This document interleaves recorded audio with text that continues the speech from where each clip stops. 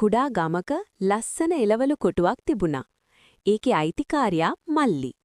මල්ලි සෑම දවසකම කොටුවේ ඉඳලා වටපිටාව දැකීමින් එන විට විවිධ සතුන් හමු වුණා.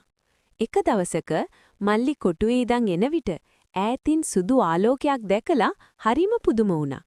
ඔහු ළඟට ගිහින් බලද්දි ඒ ආලෝකය එන්නේ කුඩා ගුහාවකින්. ඔහු සොයා බැලුවා. එහි අතුලෙන් ලාංකීය පුඩි පිළිමක් එළියට පේන්න තිබ්බා. මල්ලි පිළිම අතට ගත්තම ඊට කතා කළා. "ආයිබෝවන් මල්ලි. මම වනාන්තරයේ මිතුරා. ඔබේ හිතාමතා කරදර අඩු කරන්න මම ආවා." මල්ලි හුඟක් සතුටු වුණා. ඔහුට මේ මිතුරා සමග වනාන්තරේ රහසේ ගමනක් යන්න පටන් ගත්තා. ඔවුන් දෙදෙනා කුරුල්ලන්, මීමැස්සන්, අලියන් වැනි සත්තු බලමින් විශාල ගස් යට ගිමන් හරිමින් ගියා. අතරමඟදී ගගක් හමු වුණා. ගග තරමක් දිගයි. මොන වුණත් මල්ලි හරිම සතුටින් පිළිමේ එක්ක ඇවිද්දේ. අලි, හාවෝ, ගිරව් මල්ලි එක්ක යාළු වුණා.